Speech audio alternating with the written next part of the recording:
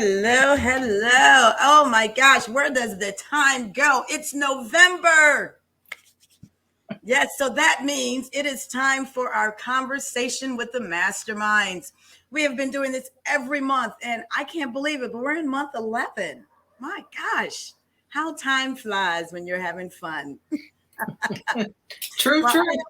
I am always excited to be here with the masterminds, and I know you two are also, if you are in the Reset for Success community and the other communities that are a part of our extended families that we each have access to, that gives you the opportunity to join in on the conversation, gives you an opportunity to hear this on the replay. But you know what we really want? We want you to join in. Let us know how this is working for you. Let us know if this topic, how it's working in your life, in your business, because that's what this is about. And today, my friends, today, we're talking about Jack Canfield's book, Success Principles.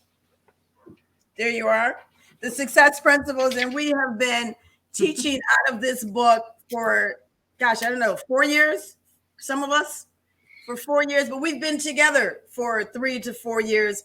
And what brought us together was Jack Canfield. So he is truly the catalyst for what you see now. The four of us being together every month, sharing insights with you, as well as what we do with our clients and in our business. And tonight, it is all about be here now, which is so appropriate for this time of the year. Here we are. Yeah, right? Be here now. I mean, we've just gone through the holidays. One of the holidays. We've gone through Thanksgiving, where you have been with family, friends, whatever you've chosen. Some of you have chosen to be alone, whatever the case is. But in that, did you stop and really think about, are you present?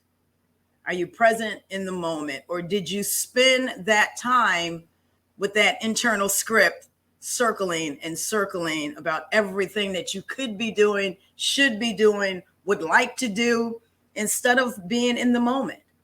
And so that's what we're going to talk about today. We want to talk to you about the principle, which is number 48. If you are following along and you do have the book, it's principle number 48, and it is literally titled, Be Here Now. And guess what? We want you here now. We don't want you doing anything else. We don't want you listening to television and trying to be in the conversation, checking your Facebook and trying to be in the conversation, trying to cook and be in the conversation, because that's what it's not about. So we want you to truly, truly be here now. And let us go ahead and introduce ourselves. So before we get started, and I really get into asking you ladies some questions, and we get into fielding our concepts of be here now, let's give a 30-second pitch on what it is that you do and how you came about to being a Jack Canfield trainer and what you do in your business. So let's start with my top left, Miss Whitney.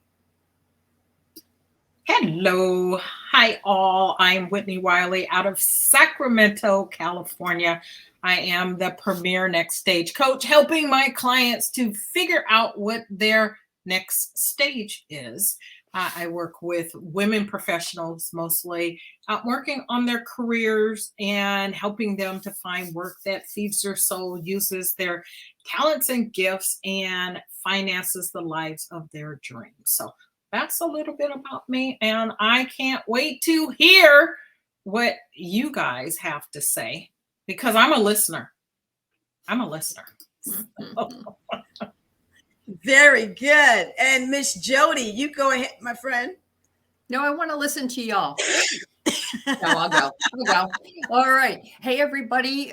Welcome to the program. My name is Jody Santangelo-Ash, and I'm known as the Law of Attraction How-To Coach. So people who want to attract more ideal relationships, both at home or at work, or more fulfilling careers, better health, more money, more abundance, all of that, they hire me to teach them how to apply law of attraction to their life.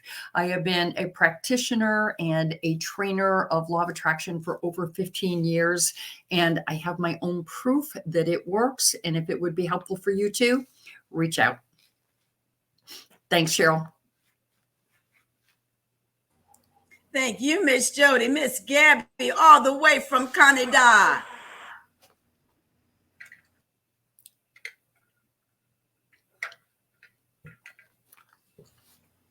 Gabby, you're on I mute. think she's having technology troubles. She's a little frozen there. There she goes. And Gabby, you're muted. Yeah. Thank you for being with us. No, I am not right now. Can you hear me? Yes, Can you hear me? we can Guys? hear you. Go ahead and talk to us. Tell us what you do. Okay, something is not right. Hi everybody. Yeah, hi everybody. Okay, so my name is Gabi Abdelgadir, and I am from Toronto, Canada, the only Canadian. And then I am a declutter queen. I teach people how to live clutter-free, their home, their space, their office, my relationships, and their time.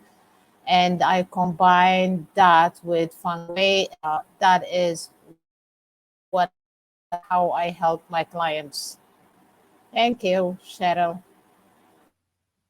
All right, Gabby, I think you're having some technical issues. That's You can't usually hear me. me? No, I can hear you fine now. So my name is Cheryl Mays. I am the Chief Experience Officer, and people go, what the heck is that? I talk to you about customer service. I work with businesses on. You were quite a bit as well, yeah. I talk with customers. I talk with businesses about how to increase that experience, how to create an experience that customers appreciate, they feel valued, and guess what? They want to come back. They want to retain their business with you, and that's going to be business sustainability for you. So if you are a sales professional and you want to improve on your skills, how to deal with difficult customers, if you're a mid-level management, you've got a team and they need to be better at customer service so that they can get more referrals and retain those customers, then definitely let us connect. So with all the introductions being given, let us go forward on our conversation because it is a good one, especially this time of the year. You know, when we just lost Gabby. So she's going to rejoin us. I'm sure it's probably easier sometimes to just log off and log back on. So today, be here now. When we talk about being here now, when we look at what the book, it's based on the book, and it's about being in the moment. It's about being actively involved in the situation that you're in and with the people that you are with. You heard Whitney and Jody talk about listening, right? And that's going to be a huge portion of what we communicate with you tonight. But before we start really diving into listening, I want to break down this term, be here now. What does that mean to you when you hear this, Jody? What does be here now mean to you? And how have you instituted it? Well, I think I'm a work in progress. And that might be true for many of us because I have been teaching it for years and years and years in communication classes because it's more than hearing, right? So it really involves active listening, but being here now, I think is a sign. It's a sign of respect when you are actually listening to somebody, obviously with your eye contact, without any preconceived notions, without looking around, and just listening without interrupting and with a curiosity. So I think that's what it is when it comes to listening. Throughout my day, being present, I think being here now and being present when I'm not having conversations with somebody else. So for me, getting present and being here now, throughout my day, we get so busy that we're over here, we're on the phone, we're talking to this one, we're doing this, we're working. Being here now means bringing you back to the awareness of where you are and what's going on. And I think that's really important. It really helps with anxiety and things like that. So oftentimes throughout my day, I find myself centering, taking a deep breath and just bringing myself back to the moment rather than being 5 steps ahead of me and what happened yesterday. So I'm not sure if that's where you were going, Cheryl, but that is how I would think about being here now. That's exactly what I'm thinking about because you said something that was really interesting. You said it doesn't happen all the time.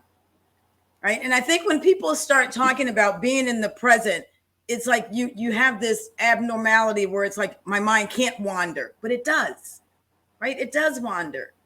And I love what you said about when it does, just recentering yourself. And being deliberate, Cheryl, right? You have to be deliberate. So I don't know if it's making a sticky note or setting your timer on your clock, but it really helps when people are anxious about things, right? Just be here now in the moment. There's nothing to fear. There's nothing, no regrets. There's nothing in the past. It's just being here in the present. So I like that.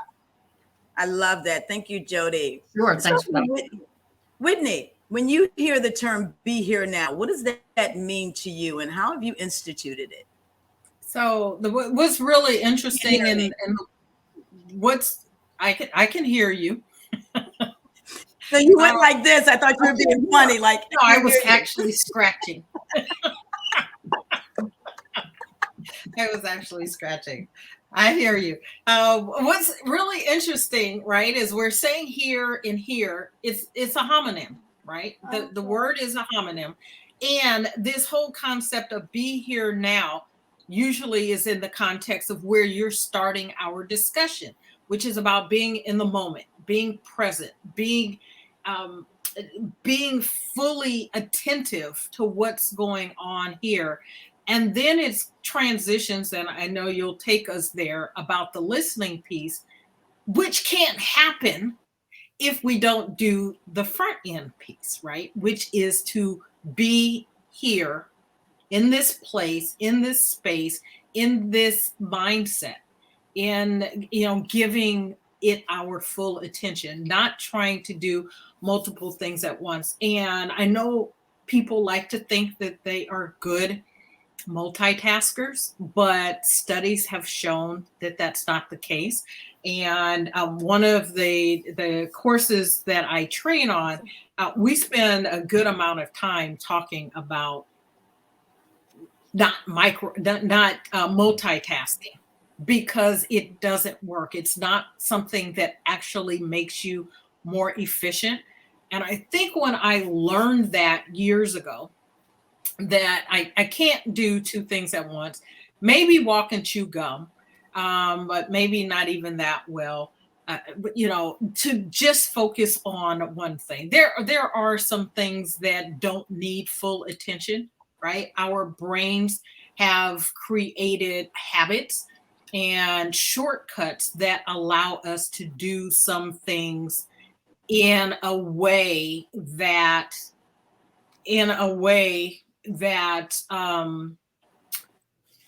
the shortcut. I got distracted because you asked me a question. Sorry. Not here now. That our brains create these shortcuts that make it possible for us to be efficient when we're doing things over and over again. If we combine that with some other things, that may work in some respects. But for the most part, if we're trying to do things that actually require our attention, it's not really possible to do those two things at once. So just the example of me trying to have a conversation with you, with the other members of the mastermind and with you, our audience, and then trying to read the messages that are happening behind the scene, because we're trying to deliver a great product for you. And so there's some things that are, we're having some challenges and we're trying to address them at the same time. Obviously, I got distracted. So that wasn't. That's a good example, Whitney, though. Example. Great example. I think we set that up. That was intentional. It was intentional. How that works. But great example. So one of the things that I have done, though, to help me to be more present in all areas of my life, in my work, in my relationships, is to ask some questions. And one of the questions is, and Jody mentioned this, is what am I trying to be intentional about right now? All right. And then focusing my attention on that. And if that doesn't allow me to give my full attention to something else, then I have to stop doing that. And here's an example that happens frequently. In our home, I have what I call the front office. I tend not to close the doors to my office. My husband's office is in the back. He tends to close the door to his office.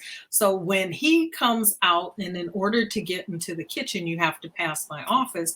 When he comes out, sometimes he doesn't recognize what I'm doing, and he'll just start having a conversation with me. And there was a time when I would just keep doing what I was doing and let him talk and sort of say, okay, yeah, whatever, right? And then we had a conversation about my being fully present in one or the other. So either I have to say to him, I can't have this conversation with you now, I'm in the middle of something, or I need to stop what I'm doing so that I can turn and give him full attention. And when I do that, I am able to give everything I have to whichever I decide to give the attention to. One of the other ways that I have come to this is through meditation and learning how to meditate, and then taking the ability to focus from my meditation practice, bringing that into life. And I love the exchange you have with Jody. It's not that I'm going to always be 100% focused. My mind is going to wander, right? And what I've learned in meditation practice is that that's okay. I don't need to chastise myself. I don't have to feel bad. I don't have to think, well, I'm not doing it perfectly. It's not about that. It's about coming to the recognition that you're not where you were intending to be, and then making a new decision to be there then, right? To be here now. And so in every moment, I just get to make the decision. Is this where I want to be? And if the answer is yes, to refocus, come back to this. And if the answer is now is time to shift and go somewhere else, I can go somewhere else. So that is sort of my be here now, how I've gotten here, and a little bit of my journey and some of the challenges in doing that. Cheryl, can I add one quick thing? Yeah. I've heard Oprah before on this topic about being present and aware. Oprah said, when you're in the shower, be in the shower. Right? Don't be already at work. Just be in the shower. I don't know. I thought that was funny. I've never heard that before, but I like it. And being in the shower feels great. So why be somewhere else? Right. Be there. All right, I'm done. Go ahead. You said something that was interesting when you're talking about, when I heard what you said, Whitney, it's about being more self-aware. It's about being more self-aware so that you can ask yourselves those questions. And when you talked about you and your husband having that conversation, him in passing, and you're going, yeah, right? And think about it. How many times have we done that? Right? How many times have we listened to somebody and really wasn't listening to, And then when it came time to execute, you're like, so now what was that thing again? Or they ask a question. They get to a point, they ask a question, and you can't really respond because you didn't hear what the question was or their need. And I think that was one of those things that happened in real time for me when I figured out multitasking is not really possible, is that I was having to have conversations multiple times, or I was having to reread something. I was having to redo something because I wasn't fully present.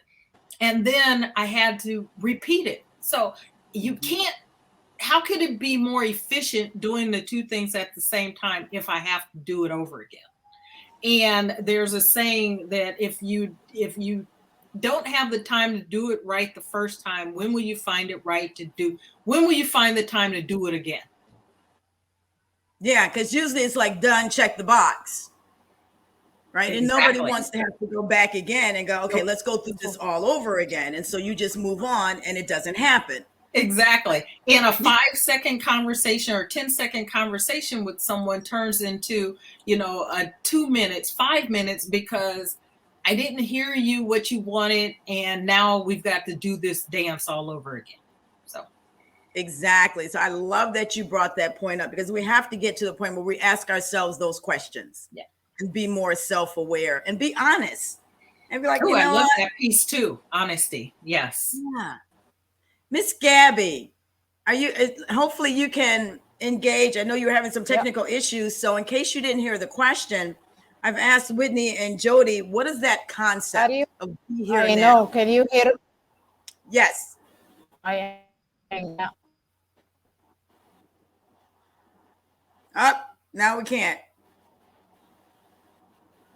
Yeah. I think you hear me? Can hear me? You're going in and out. You can't hear me?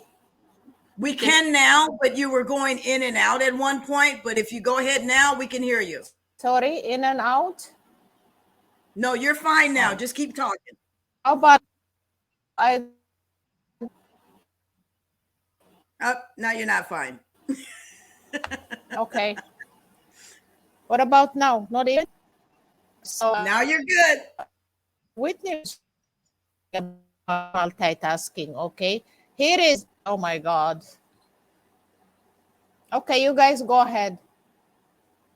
Well, we were hearing you clear just now. Yeah, if you go wanted ahead, to because I'm having problems if you can't hear me. Well, that came out perfectly fine. Okay, so what I was saying is Whitney just mentioned something important. Okay, about multitasking. Here's the issue, Whitney. When people, employees, one of the questions they ask is, how are you working in multiple projects in time? Are you good at multitasking? That is what they ask. Did you hear that? Did you hear that? Yes, I heard that. It's one of the questions that they ask you. Yes, they do ask you that. Yes.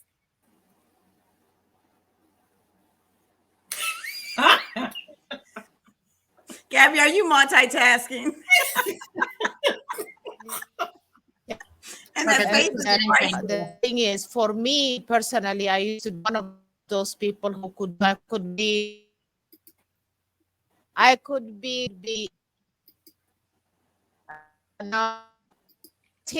Hey, Gabby, we are having a horrible time hearing you. Let's do this.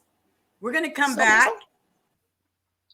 You're going in and out. So why don't you log off and log back in, and we'll keep going. Okay. So I'm assuming Gabby was trying to talk something about multitasking. And so she's having some technical issues. And so we're going to let her come back in and then be able to share with us what she wants to say, because we want to hear what she has to say about this particular topic. When I think about be here now, and I actually have this, it's a little slate, and it actually says be here now, which is so amazing because I got this almost 15, maybe 20 years ago at a company that I was working for. This was one of the pieces that they gave all of the leaders, because for me, I think back to how I got to be able to be here now, but it was a journey. It was a journey because when you're managing a team, you're trying to do multiple things. You're trying to hear them. They're sitting in front of you. You're trying to solve their issue. Your leader is on the computer. You might have a phone call. Somebody else is trying to come in and have a conversation with you, and you're trying to do all of these things at one time. And it really took one of my staff, one of my employees to say, Cheryl, you come to the campus, and I would fly in. I would fly into these campuses. And she literally said, Cheryl, you come to the campus, but you're not here. And she's like, you're here, but you're not really here because you're in a meeting. They would call meetings on us while we were at the campus. I was in with the president. He wanted to see me. And so I wasn't there to be able to help and serve my team. And it dawned on me that when she said that I had to go back to my leader and say, listen, I can't do this when I'm on campuses. And she said very nicely, which was never said before, then you need to manage up. And you need to tell your leaders that when you're on campus, you're not going to jump on a call. You're not going to jump on a webinar or a WebEx because you're with your team. Now, in my mind, I'm going, well, that's really simple. Why haven't y'all told me that before? Because I'm trying to be everything. And I think sometimes that's what Be Here Now is not. It doesn't allow you to be everything to everyone. You have to be, where are you most productive and where should you be? And we have this thing, and I looked up this term called time binding, and it's about being mindful, but it's always about being someplace other than where you are. It's like, I'm here now, but I'm trying to do my grocery list for tomorrow in my head. I'm thinking about, okay, what am I going to cook for dinner after we get off of this call? Those are things that we do without even consciously being aware of it. And so I love the fact, Whitney, when you talked about being more self-aware. And then Jody, you saying that your mind is going to wander, but you have to be able to say, okay, I just wandered, but now I'm back. Right. And I'm okay with that because it takes conditioning. It's conditioning, and in the book, it goes on then to talk about how do we listen, right? How are we effectively listening? And I think we too have to listen to ourselves. Right. So for me, being here now is really to cut out the time binding and really focus on what I'm doing. And so for me, I take notes because that gets me to focus on what's happening in the moment. Is for me to take notes. If I don't, then I'm going to sit here and I'm probably going to wander and go, oh yeah, look at that up there. I need to clean that. Right. Right. You go look at your environment. You start to think about other things. So what is it that you can do to eliminate distractions? And that's what I've had to learn how to do, is to eliminate distractions. And for me, that means to take notes so that I can ask you questions, quality questions, clarifying questions that will get me to better understand what you need and how I can better serve you. And so when we start to talk now about the whole listening, it's huge on listening.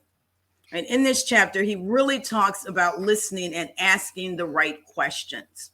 And because I've done this before, and I have a whole nother book that has a chapter on Be Here Now, I want to share something with you and let me know if you've had this happen. So Sarah finished describing a complicated situation and asked, what do you think? Should we go forward? And people blinked and said, what? I'm sorry. What did you say? Has that ever happened? Right? Has that ever happened to you? Have you ever been in a place where you know that someone was not there? And how did you address that? So I want to open that up. Let's go with Whitney. Your mic is open. It's funny. That's an example that I use in the training.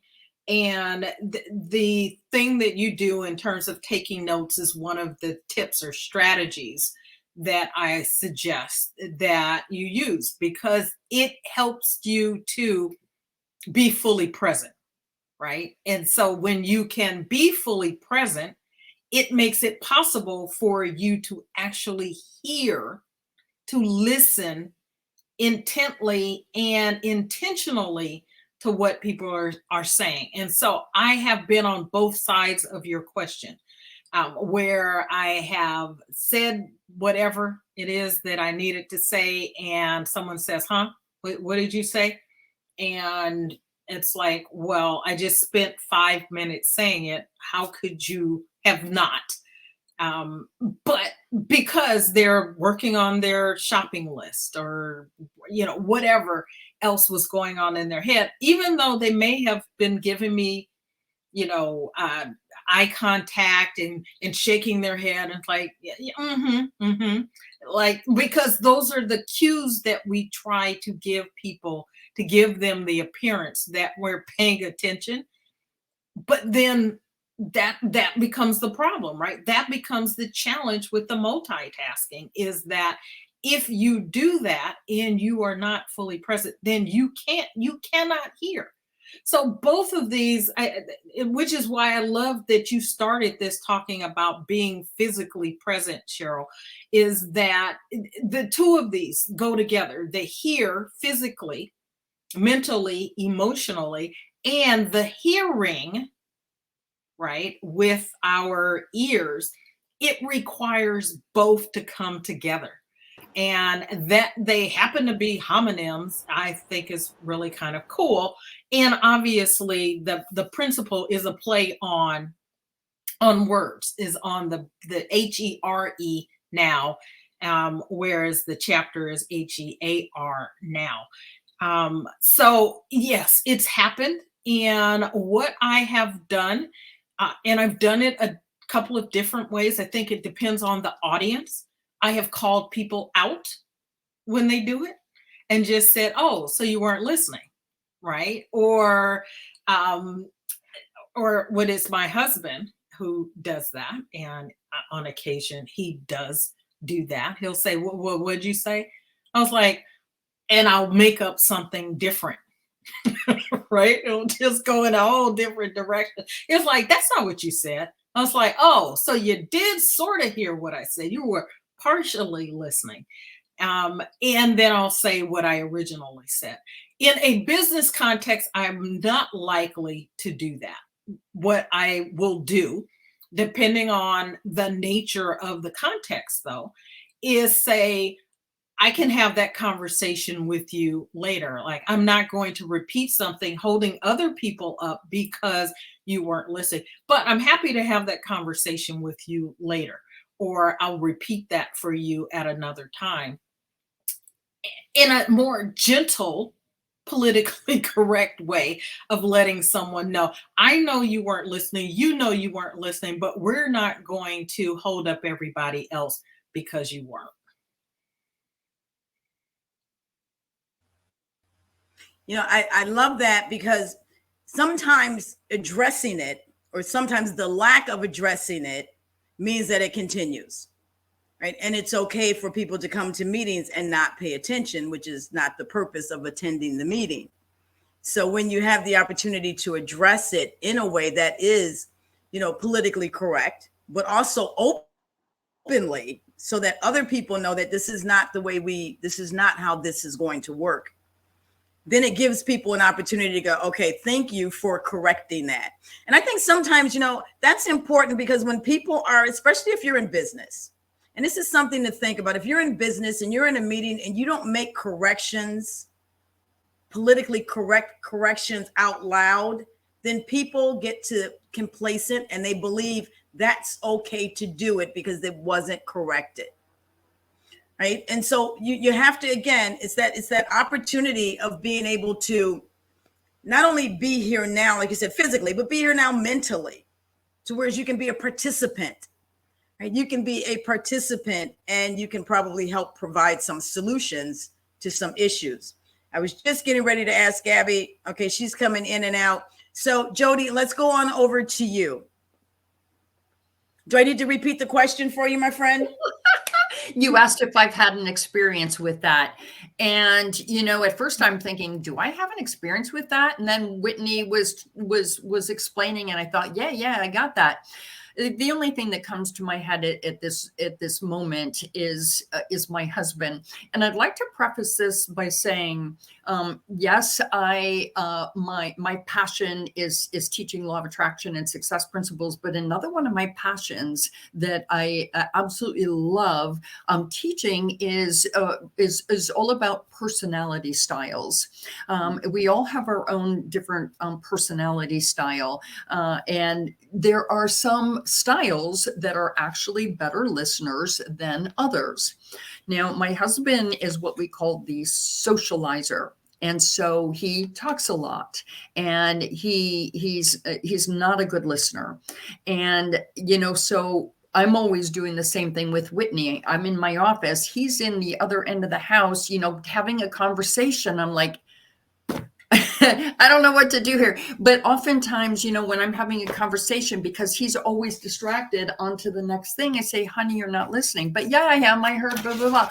And I said, no, this is what listening means to me. Can we just be present with each other? Can, just give me your full attention, 4 minutes, 5 minutes. So that seems like the story of my life. But at some point, Cheryl, I'd like to talk about how brilliant your example was for leadership. But if you want to stay on this path, go right ahead. Yeah. Can I say something to that before you go? That piece right there, Jody, I don't think can be overstated enough, is that it is incumbent upon us to also let people know what it means for them to be listening to us, right? And not assuming, because we do have different work styles, different communication styles, different ways that we interact with people. We are interacting with other people who have different demands and needs from us. And so making it clear what's important to you, right? So if someone is not listening to you, being okay with saying, this is what being a good listener to me looks like, right? And being okay with sharing that so that someone can hear you the way you want to be heard, and not having to repeat things over, or having to say, you're not listening to me. I have said that, and I will say this, and then I'll turn this back over. Speaking of law of attraction and using the right words, right? And law of attraction and the words we speak have a lot to do with what we attract into our lives. And I used to say a lot, people don't listen to me. Nobody's listening to me. And then I wondered why people weren't listening to me. Like, you're not hearing me, right? Instead of, people love to listen to me, right? And now I tell my family, when I'm watching them sort of on this fence and they're not listening, I was like, people pay to hear what I have to say. Right? People pay for my advice. People pay for my advice and counsel. You're getting it for free. Maybe I should charge you. Love it. Just saying. I love that. I love that. And I think that I love that. There was another thing I was going to comment on, is for you to stop and say, when also someone is talking to you, look them in the eye and be attentive. That's one of the comments from one of our Facebook users is, and that was, part of the listening aspect, right? Is, are we actively listening? And that's important. It's important. Now, in the book, it talks about be more interested than interesting. And when I think about that, it's because, we always have this script in our heads. Right? We have this script where, okay, I can say this. When they say this, I'm going to say this. Or I've got a whole paragraph that I got to figure out how to get into the conversation so that I can stress my point and prove, how intelligent I am or how wordsmithy I can be. But, it's more about letting other people know that you are interested in them. Yeah. And that's where the questions come in. Right? Asking the right questions. Now, in the book, it gives you 4 questions that you can ask. But I want to think about, when we talk about asking questions of interest, we talk about asking clarifying questions that really allow you to probe more so that you learn more about individuals. What does that sound like? I always talk about the fact that there's 2 types of questions, right? There's open-ended questions when you're just probing. Right? Tell me more. Tell me about your vacation. Right? Tell me about your family. And then there are those closed-ended questions where you just need confirmation. So what I'm hearing you say was, you went to Colorado and you guys went skiing. Yeah, that's what happened. Right? That lets a person know that you're really being attentive enough, that you're listening, you're in the moment, you're present. And how do I know that? Because you just told me what I said. Right. So there's that paraphrasing aspect of listening that allows you to let a person feel valued, respected, and appreciated. And I think Oprah might have even said this. A couple of people have said this. Sometimes people just want to be heard. Right? Sometimes people just want to know that you're here, that you've heard them. They don't need something fixed. Because we always jump in, okay, this is what you should do. Sometimes they don't need any of that. They just want to be heard. So my question to you, and I hope Gabby gets to chime back in. She's jumping in and out, but I see she's active in the group. So I'm trying to respond to her there also and see what she has to say.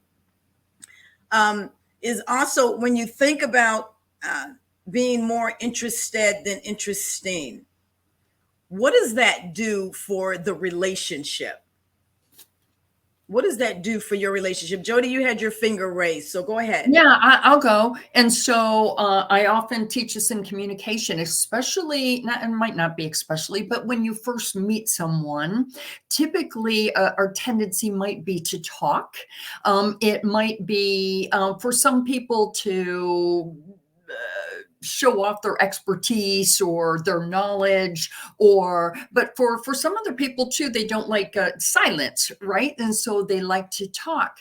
But instead, if you listen and you ask questions, people are going to think you're the best listener on the planet, right? And you can start with some general questions. Hey, I noticed you're at the seminar. Why did you come today? Or what did you like most about this? Or, hey, I really love your blue coat. Or, hey, I like, this team too. So when you ask questions, people think that you are the best listener, and it helps to build great rapport. Right? What is rapport? It is, you're on the same page, coming together, building relationships. So anyway, that's my take on that. I think it's great, especially when you first meet somebody, they think, oh my gosh, you're the best listener ever. And what's really important about that, Jody, is that it sends the message, not just that you are a great listener, but that you care. Yeah, right? Yeah. You care and want to build that relationship. You want to get to know who they are, what's important to them.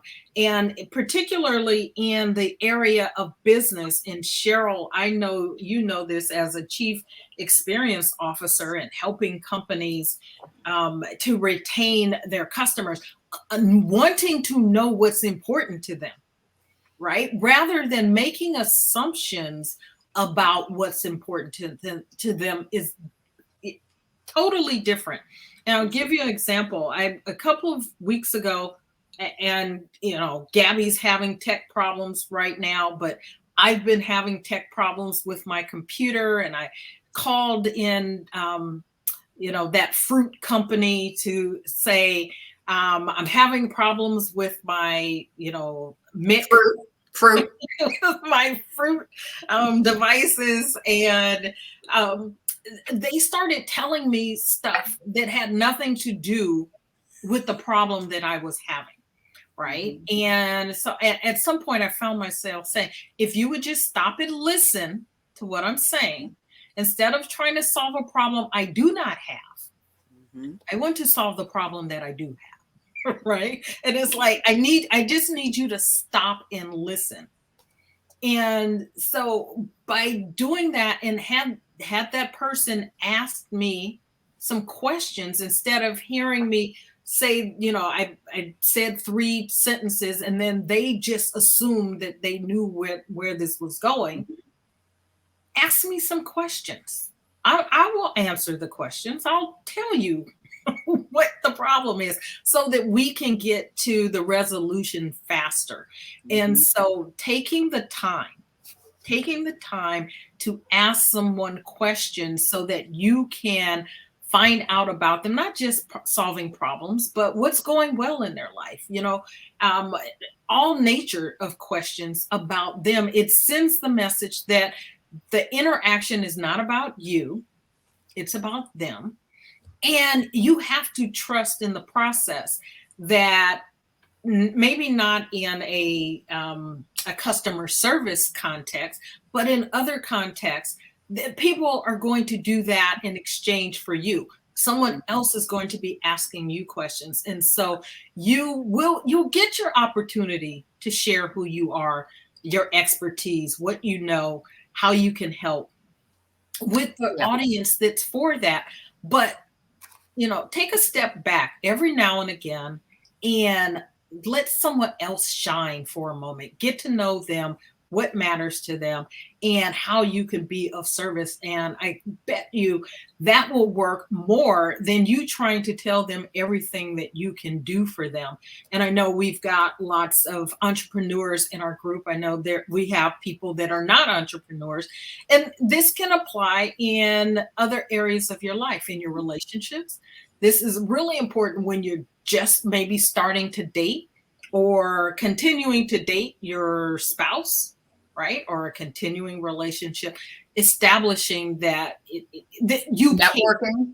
Networking, perfect example. Absolutely. So many interesting pieces that you guys brought to the table. And I just want to focus in on something that you said, because we're talking here. Gabby's saying the book Prior to the Success Principles that changed how she listens and changed how she is helped living in the moment is called The Power of Now by Eckhart Tolle. Tolle. The Power of Now by Eckhart Tolle. Yeah.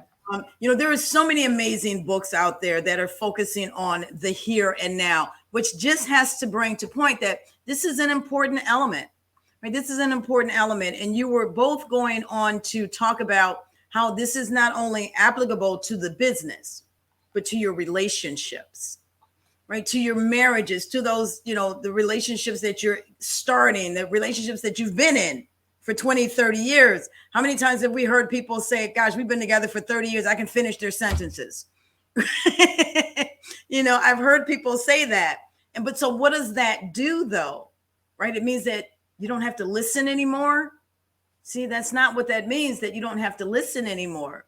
I think you need to listen even more so that people feel valued, they feel respected, and they feel appreciated. Mm-hmm. One of the things that I had the opportunity of doing was, we all just spent Thanksgiving with family in some form or fashion. Doesn't matter if it was 2 people in your family or 85 people in your family. You spent it with people that you love, hopefully. People that you love and care about. I had the opportunity of going away, and we rented a home in North Carolina, and it was about 30 of us. And we were there, and because this is what I do. I took my laptop, I took 5 of my notebooks, I took my iPad, and I got there and I said, you know what? I'm not going to do it. I said, I'm not going to do it. And I was so proud of myself because my granddaughter used my iPad. So I only used it to take pictures with. I never even brought my computer out because I knew I would be trying to schedule posts and, thinking about what else could I be doing. It's Black Friday. It's Small Business Saturday. It's Cyber Monday. Thinking about all those things, even though I had planned for those things before I left.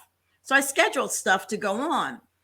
And so it gave me a time to connect. And I talked to everybody that was there. And it's so funny because they said, gosh, you were over here, then you were over there. I was like, I just talked to everybody and I got to learn so much about people that I don't normally communicate with, right? Family members that they don't normally see. I even talked to the little kids, and the little kid was talking about building a rocket with boosters. And I was like, well, what color? How fast? Right? And so I had those types of conversations, and it made it such a better experience. It really did. And I came away feeling more grateful. I felt more appreciative because it wasn't me saying, oh my gosh, look, this is what I do. I speak, I do this in business. I just came from Paris. I don't even think I talked about any of that stuff. We just had conversations, and it was so much more enlightening to be able to have those conversations than it was to have that script in my head that says, don't forget to tell everybody what you do, right? Just in case, right? Because we get that feeling, right? We got to tell everybody what we do just in case. But listening and being more interested than interested. And you are present. Exactly. And being present in the here and now is so important. One of the other things it says is that there are consequences for our lack of being in the here and now. And it's not in Jack Canfield's book, but it's in my other book that I use, and it says we're not as creative as we can be when you're not in the here and now. We do not listen well to others, so they do not feel heard or respected, and our quality of life at home suffers because we cannot turn off the whirlpool of thoughts about work. You ever be at home, you're at home thinking about work, and then you're at work thinking about home? Right? How does that happen? Whitney's going, heck no. Not anymore. There was no, seriously, there was a time. And honestly, and I don't do it perfectly. I'm not going to try to pretend that it's perfect, but it happens, and I'm able to recognize it. Going back to your point about self-awareness, recognize that it's happening and then stopping it. Right. And if I need to think about work, I can remove myself and say, I need to go deal with this. Let me handle this. And I'm going to come back and be fully present. Right. The bottom line for all of this is it's a choice. We have the ability to choose. We can run off on autopilot in habits if we want to. We can make it about us all the time, or we can choose and be intentional about bringing other people into our world and allowing ourselves to be a part of other people's worlds by taking the time to be present, to be fully present with them. And Cheryl, I love listening to your story, a time with your family and talking to the children. We don't have as many people in our gathering for Thanksgiving, but we had a young person there, just one small gathering, and he was sort of flitting about doing his thing. And then he would come and sit, and we would have a conversation. And I just sat and talked with him on his level, right? Whatever it is he wanted to talk to. I didn't try to change the subject and make it something else. A budding, an aspiring, an emerging social media influencer. And he's talking about his business. He's like 12. All right. He's talking about his business, and his dad is saying he doesn't have a business. So I was like, yes, he does. Right. He has a business. He told me he made, and I just affirmed everything he said. So he knew that I was listening to him. He told me that he made money. He's on Twitch and he's doing this on YouTube, and he's got I was like, your audience is bigger than mine. You got a bigger following than I do. Like, what do you do? Right. And he was excited to talk about it. I probably should call him and learn some things. But it's like I gave him an audience that he probably doesn't get when he starts talking. Other people who don't know anything about that world maybe are like, yeah, I'm not, okay, whatever. And so I said to us, I was like, he's got a business, and it was important to him. So affirming people, letting them know that they matter, that you care, right? The eye contact, the taking notes, the repeating, paraphrasing what they've said, all of that sends the message that they matter. And whether it's with the children in your life, your spouse, a significant other, your employees, coworkers, whatever category those people are in, it makes a difference, and it builds rapport. As Jody has said, it helps to build relationship. You can't have business, continuing good, sustainable business without relationships, whether it's with your customers or collaborators, right? The vendors, your partners in what you're doing, all of that, it makes such a huge difference when you stop with the distractions and come to the present and then hear what people have to say.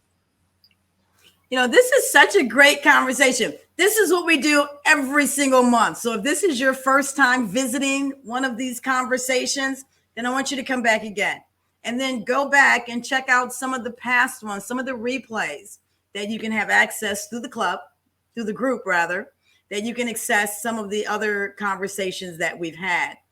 And I want to, time has quickly slipped away, and we haven't had a chance to get Gabby back. So I'm checking to see if she's saying anything.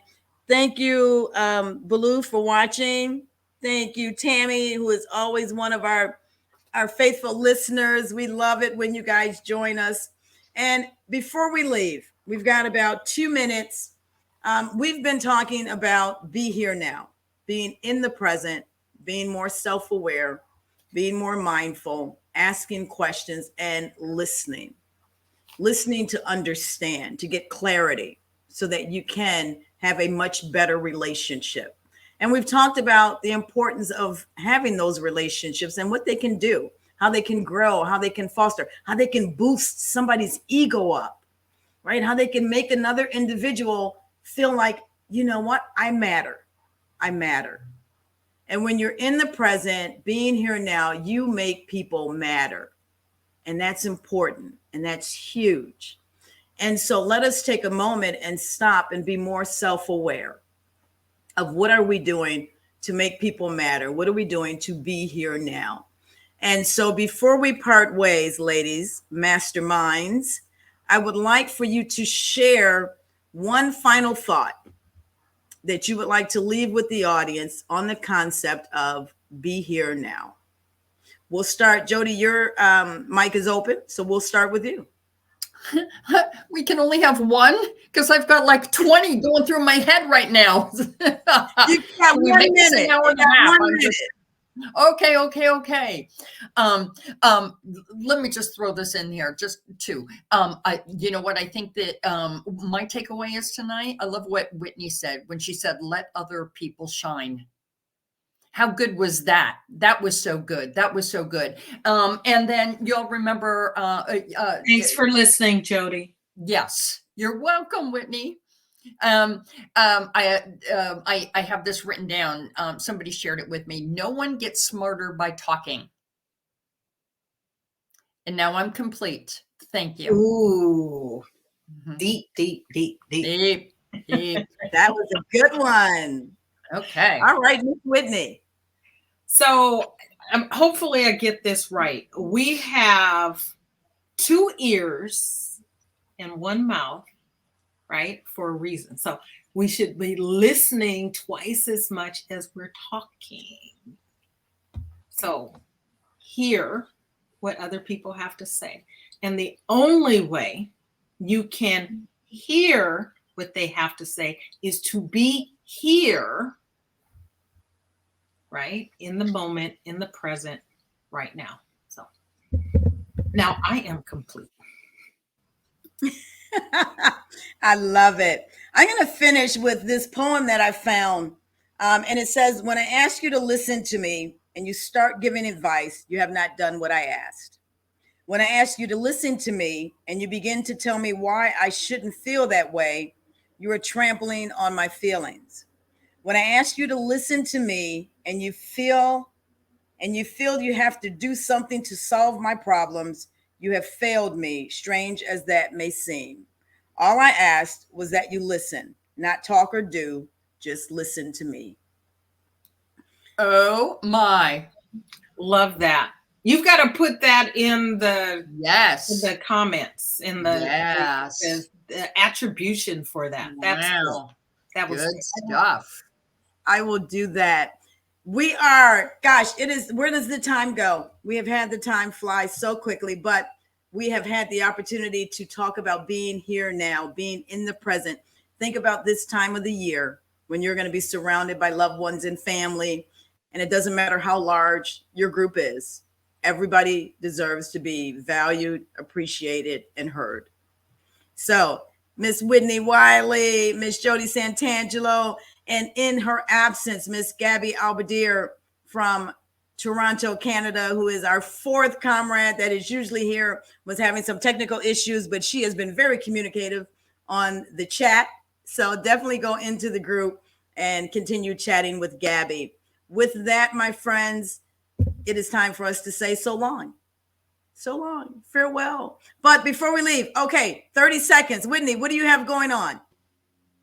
Ooh, caught me off guard. I actually have, here, I'll offer this up. I have, if you are contemplating a career change, job change, in something that you are not enjoying, check out shiftingintoaction.now.site.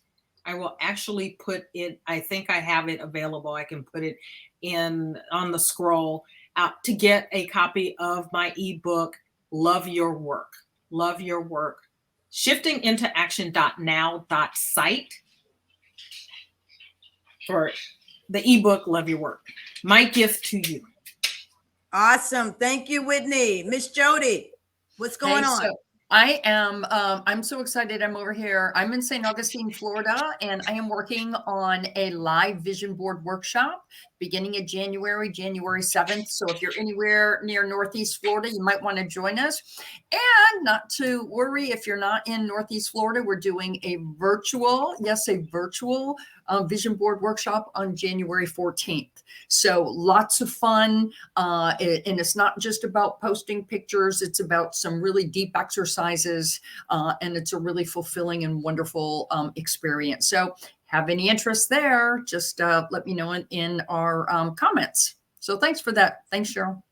Awesome. Awesome. So for me, listen, if you're in business and you want to be better, you want to provide a better service, on December the 1st, I have a course at Master the Sale Academy. It is called Mastering Customer Service with an Above and Beyond Experience. You have access to that by going to my website at risingandshine.com/academy. Takes you directly to the academy where you can walk the hallways, find out what other courses I have there. But you definitely want to take a course that will help you to be better in service. And Miss Gabby, if you would put into the chat what you have going on, then that way you can know what Gabby has going on and you can pay attention and be here now as she talks to you about how she has some decluttering exercises and probably some workshops popping up. So my friends, with that, it has been an amazing evening, an amazing time here with the Mastermind Monday. Be here now, practice it, make it consistent, and then reap the rewards from it. Take care.